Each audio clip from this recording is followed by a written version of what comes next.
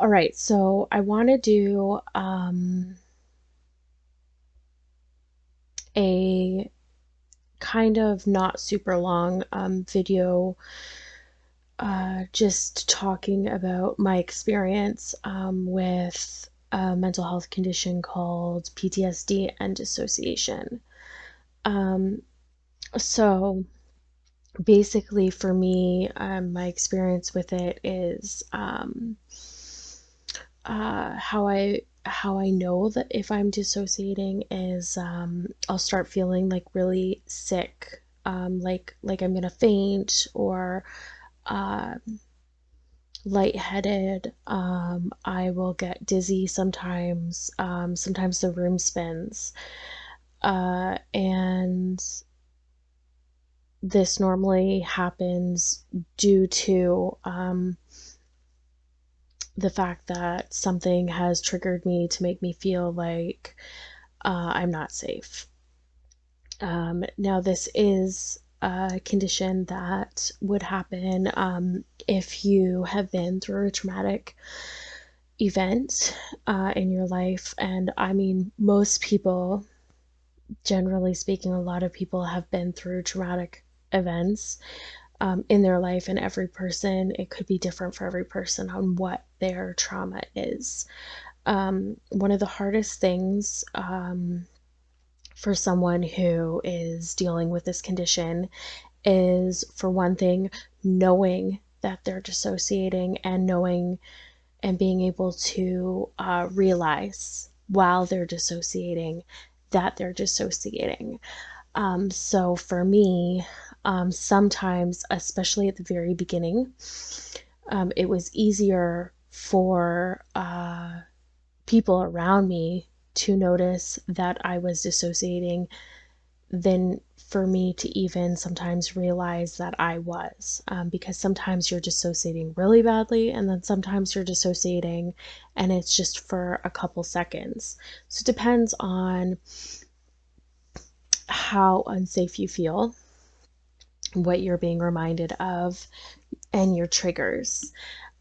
So I would say if you're dealing with this condition as someone who has experienced it and is actively experiencing it, although I will say now that I'm on medication, it has gotten a lot better and it's much more under control. Um, First off, know that you are able to get better. It may feel like an uphill climb and like it's not an achievable task, but if you just live day to day for the time being and take everything day by day, you will see slowly that you are getting better and better and better. So, one of my coping mechanisms that I can share is my essential oil bracelet. I find this really helpful.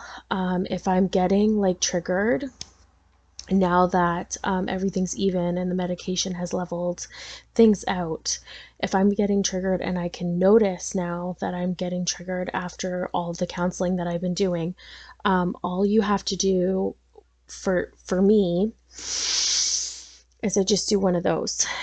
And I have essential oils on here, and the smell of the essential oil that I put on here, usually when I smell it, as opposed to what I smell when I'm triggered, it will bring me back to the present. So a lot of times what will happen when I'm dissociating is if I dissociate really badly is I will go back and almost not be in the present moment, but be back in that past time where I was traumatized. And so for me, certain smells, um, I can smell them. Uh, like I said, I will feel like the room is spinning, like it's almost kind of similar to someone who has low blood sugar, but I don't have low blood sugar.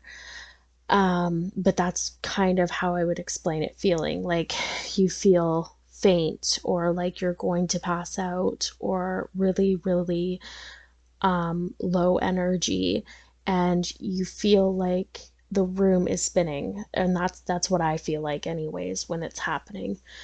Um, and so the first thing is to ground yourself. That's one thing that I've learned that's really important. So because you're so stressed and you're so heightened and you're so nervous, basically what will happen is you have to ground yourself so that you realize that you're in the present, you're not unsafe anymore. And that's really hard to learn, and it takes a lot of counseling. So just, be understanding of yourself, that, you went through a traumatic event, and that is difficult to get over, and it takes time, and it takes a lot of work, and it takes a lot of counseling, but you will get there. So anyways, if I'm feeling really stressed out, it does help me get back to my present, because there are certain times too where if I'm dissociating, I will smell certain scents that aren't there. And it takes a really long time for me to really sometimes realize that, like, oh yeah, I'm smelling that, and that means that I'm dissociating. So now I have to ground myself and get back into the present tense. And how I do that is by a lot of times by smelling this bracelet. Another thing that I will do, or that I have done when I was really, really, really badly dissociating back in the day, is I have held an ice cube. And it would take me a couple seconds to like be able to feel that, and to know that that's what I'm feeling. I'm not feeling the other things. So another thing that comes along with dissociation that some people might not talk about is, if you've been through a traumatic event, is you're not just feeling like you're going through the event in the sense of like visually. So for an example, a flashback can be very vivid, and it feels like you're in that place again.